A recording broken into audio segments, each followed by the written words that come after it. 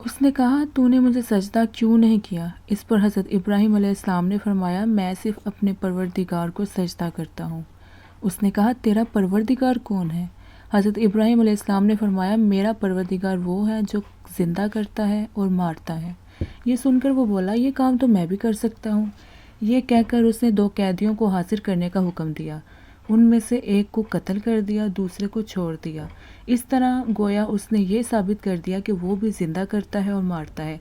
حضرت ابراہیم علیہ السلام کا مقصد تو دراصل یہ نہیں تھا، لیکن نمرود پرلے درجے کا بے وقوف تھا، چنانچہ آپ نے اسے ایسا سوال کیا جس کا وہ کسی طرح بھی جواب نہ دے سکا۔ آپ نے فرمایا میرا رب تو وہ ہے جو سورج کو مشرق سے نکالتا ہے تو اسے مغرب سے بھی نکال کر دکھا دے۔ یہ سن کر نمرود دنگ سے رہ گیا، اس نے کوئی جواب نہ بن پڑا۔ نمرود کے بارے میں مورخوں نے لکھا ہے کہ یہ بادشاہ نمرود بن کنعان بن سام تھا۔ اس کی حکومت بابل اور اس کے چاروں طرف پھیلی ہوئی تھی۔ بہت مغرور تھا، خدائی کا دعویٰ کرتا تھا۔ اپنی خدائی کے دعوے میں یہ اس قدر مغرور ہو چکا تھا کہ ایک مرتبہ اس نے آسمان کی طرف تیر پھینکا اور بولا اگر آسمان میں کوئی خدا ہے تو میں اسے ختم کیے دیتا ہوں۔ نعوذ باللہ، اللہ کی شان کہ وہ تیر اوپر سے خون آلودہ ہو کر زمین پر گرا۔ بس پھر کیا تھا کہ وہ خوشی سے پاگل ہو گیا اور خود سے کہنے لگا دیکھا میں نے آسمان کے خدا کو تو ایک ہی تیر سے ہلاک کر دیا۔ ادھر قوم بھی اپنے بتوں کی وجہ سے بہت غصے میں تھی۔ اب انہیں نمرود کا بھی ساتھ مل گیا، چنانچہ انہوں نے آپس میں مل کر فیصلہ کیا ابراہیم کو آگ میں جلا دو، اپنے معبودوں کا بدلہ لے لو، کچھ کرنا ہے تو یہ کرو۔ بعض مورخوں نے لکھا ہے کہ حضرت ابراہیم علیہ السلام کو آگ میں ڈالنے کا مشورہ شیطان نے دیا تھا، اور وہ یہ مشورہ دینے کے لیے ایک بوڑھے شخص کے بھیس میں آیا تھا۔ اب ان لوگوں نے آگ جلانے کی تیاریاں شروع کر دیں۔ سارے شہر کے لوگ 1 ماہ تک لکڑیاں جمع کرتے رہے، پھر ان لکڑیوں میں آگ لگا کر اس میں دھونکتے رہے، آگ کو بھڑکاتے رہے، یہاں تک کہ اس کے شعلے اس قدر بلند ہوئے کہ کوئی پرندہ اس پر سے گزرے تو جل جائے۔ اب ان کے سامنے سوال یہ تھا کہ آپ کو آگ میں ڈالیں کیسے؟ آگ کے پاس جانا تو کسی کے بس کی بات ہی نہیں تھی۔ تب ایک بار پھر شیطان آ کر انہیں مشورہ دیا اسے منجنیق میں رکھ کر آگ میں گرا دو۔ منجنیق پتھر پھینکنے کی ایک مشین ہوتی ہے، اس کے ذریعے قلعوں پر پتھر برسائے جاتے ہیں، اس طرح قلعوں کی دیواریں ٹوٹ جاتی ہیں۔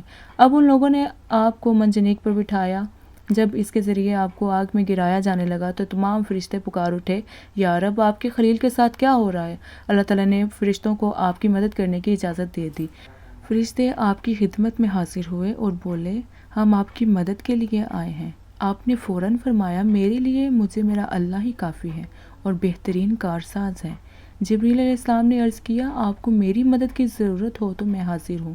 آپ نے جواب دیا مجھے آپ کی مدد کی ضرورت نہیں، جس ذات کے لیے میرے ساتھ یہ معاملہ کیا جا رہا ہے وہ علیم و خبیر ہے، مجھے دیکھ رہا ہے، وہ جو کچھ میرے لیے تجویز فرمائے میں اس پر راضی ہوں۔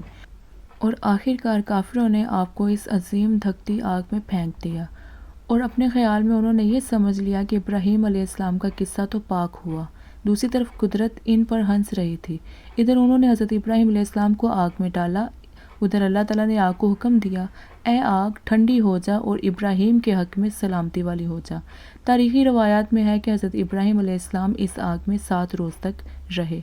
فرماتے ہیں مجھے زندگی میں ایسی راحت کبھی نہیں ملی جیسی ان 7 دنوں میں۔ اللہ تعالیٰ نے آگ کو ٹھنڈی ہونے کا حکم دیا، لیکن ساتھ میں یہ بھی فرمایا تھا کہ سلامتی والی ہو جا۔ اگر باری تعالیٰ یہ نہ فرماتے تو آگ اس حد تک ٹھنڈی ہو جاتی کہ حضرت ابراہیم علیہ السلام اس ٹھنڈک کو برداشت نہ کر پاتے۔ چنانچہ آگ ایسی معقول ٹھنڈی ہوئی کہ آپ کے جسم و جاں کو خوشگوار محسوس ہوا۔ جب آپ کو آگ میں ڈالا گیا تو آپ نے یہ الفاظ کہے اے اللہ بلا شبہ تو آسمان میں واحد ہے اور میں زمین میں تیرا اکیلا عبادت گزار ہوں۔